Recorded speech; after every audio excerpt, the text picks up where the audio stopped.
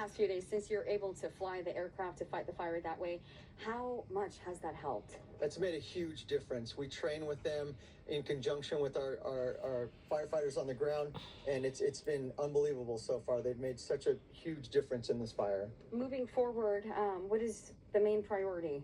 Main priority is to keep the fire from spreading anymore. We want to keep gaining containment on this fire and just put this fire out. Absolutely. Well, Chief Pasqua, thank you so much for talking to us this morning.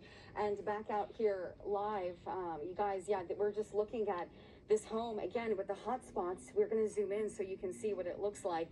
I'm sure many homes in this neighborhood, this is going to be basically a copy and paste of what this street is going to look like, unfortunately.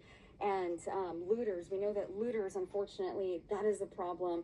And I'm sure many residents, they want to know how their home has held up. And they're going to be coming back to the Pacific Palisades. Just be extremely careful if you are one of those residents and if you want to see what it looks like. On our way here this morning, we ran into some issues too. There are downed power lines, trees, rocks in the road, just a lot of debris and a lot of toxic chemicals, I'm sure, as well. So just be extra careful if you are heading this way. It's just best not to. But for right now, this is what it looks like this morning. Still, we're waiting for the sun to come out. We'll see the damage more a little bit later this morning, and we'll share the stories with you. Live from Pacific Palisades, Niku Kazori, ABC7 Eyewitness News. Yeah, officials warning people not to touch the debris and kind of avoid those areas if they can. And the air quality, it's good that you have your mask on, Niku. Thank you. Well, the Eaton fire is now the fourth most destructive fire in California history. It's destroyed more than 13,000 acres. It's burned more than 4,000 structures, and many of them, of course, homes. And there is still zero containment. Zach Fuentes with our sister station, KGO, live in Altadena once again with the latest. Zach, we see some active fire behind you. That's right, and this is a home that we first saw start to burn yesterday, just before midday yesterday, and it is still, we're seeing these hot spots continue to flare up and smolder. Firefighters were out here earlier trying to hose it down some more.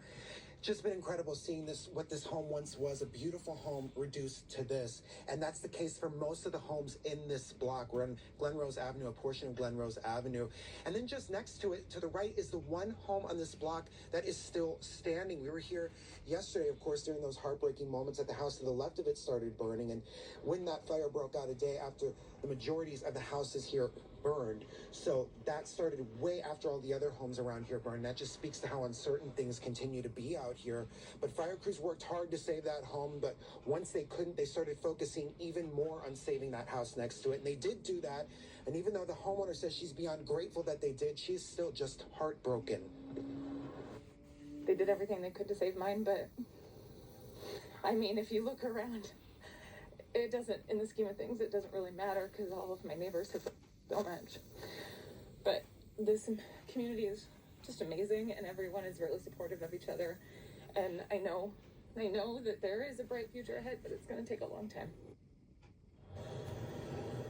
Now, Chelsea is a woman you heard from just there, and she just recently bought this home. She moved in 3 weeks ago, and she said part of the reason she chose this is because she thought it wouldn't have a high fire risk, so they were not really expecting that in this neighborhood at all. And back out here live, what you're seeing are some of the wood chips that she rolled up because she knew that a high wind event was coming, and she didn't want wood chips to fly into her neighbor's yard.